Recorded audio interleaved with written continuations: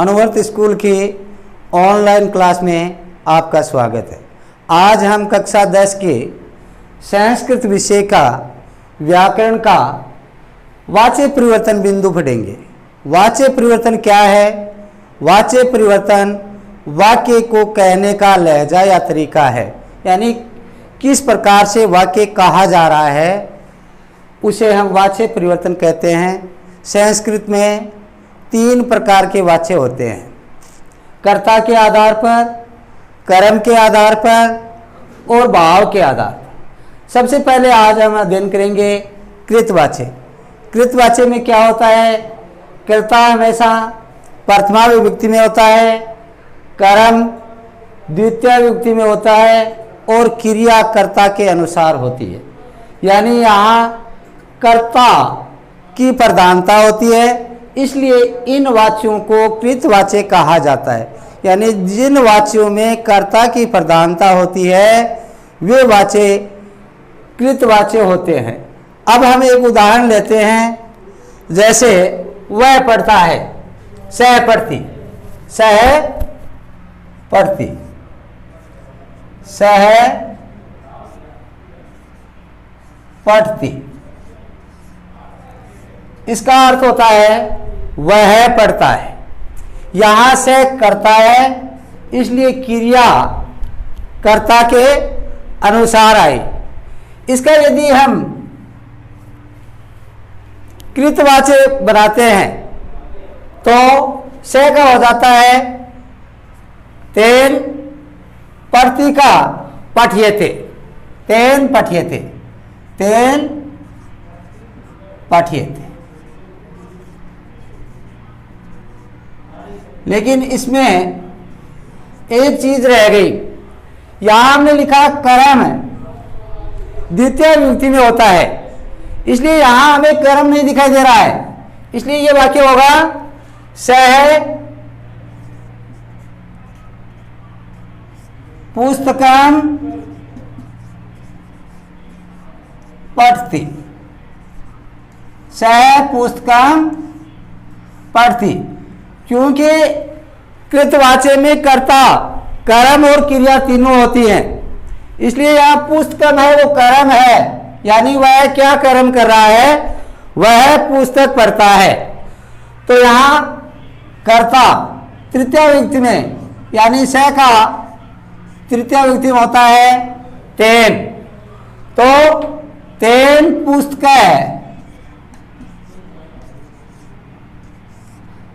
पुस्तक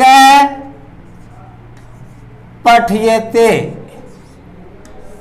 ये इसका कृतवाच्य है। इसका क्रमवाच्य बनाया तो क्रमवाच्य में कर्म होता है वो प्रथमा विभक्ति में, ये कर्म है इसलिए ये आया प्रथमा विभक्ति में, कर्ता तृतीय विभक्ति में और क्रिया कर्म के अनुसार। यदि ये पुस्तक है द्विवचन में होता तो यहां क्रिया द्विवचन की आती, और पुस्तका नहीं होता तो पठ्यन्ते आता।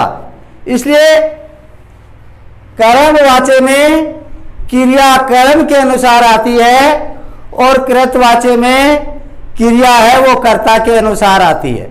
जैसे सह पुस्तकम पढ़ती, तो यहां क्रिया है वो सह के अनुसार आई। सह प्रथम पुरुष एक वचन का करता है, इसलिए क्रिया भी प्रथम पुरुष एक वचन की आई। तो इसका नियम बना कृतवाच्य का, कृतवाच्य में कर्ता हमेशा प्रथमा विभक्ति में, कर्म द्वितीय विभक्ति में और क्रिया है वो कर्ता के अनुसार आती है, क्रिया है वो कर्ता के अनुसार आती है। अब हम दूसरा लेते हैं कर्मवाच्य। कर्मवाच्य में क्या होता है कि कर्म की प्रधानता होती है। कृतवाच्य में कर्ता की प्रधानता होती है, उसी प्रकार कर्मवाच्य में कर्म की प्रधानता होती है। अब कर्म की प्रधानता का अर्थ क्या है? कर्म की प्रधानता का अर्थ है क्रिया है वो कर्म के अनुसार आती है। यदि कर्म एक वचन का है तो क्रिया एक वचन की आती है, और कर्म यदि द्विवचन का है तो क्रिया द्विवचन की आती है। जैसे हमने उदाहरण लिया, राम पुस्तक पढ़ता है, राम पुस्तक पढ़ता है, राम राम पुस्तकम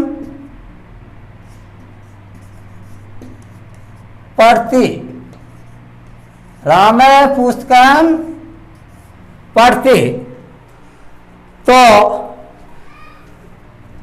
इसका यदि हम क्रमवाच्य बनाते हैं तो रामे का तृतीय विभक्ति में रामेण, रामेण पुस्तकम यानी पुस्तक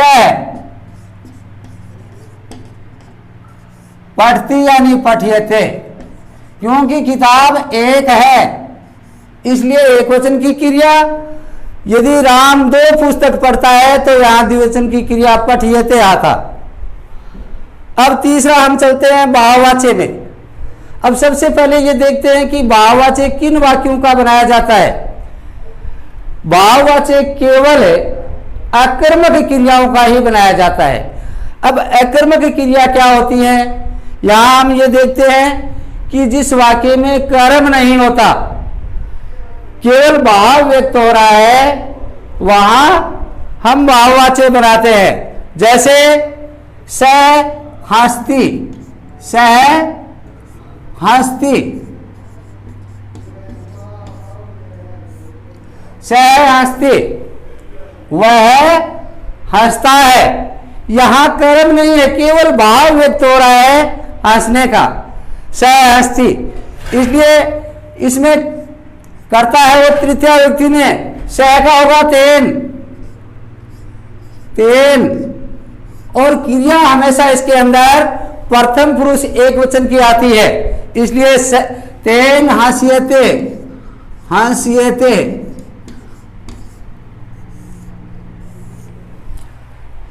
तो कर्मवाच्य और भाववाच्य में बनाने के लिए कोई भी क्रिया है या कोई भी धातु है उसके बीच में ये जोड़ा जाता है। जैसे हंसती है तो हंसियते, पढ़ती है तो पठियते, वदती है तो वदियते। इसी प्रकार आज हमने कृतवाच्य, कर्मवाच्य और भाववाच्य का अध्ययन किया।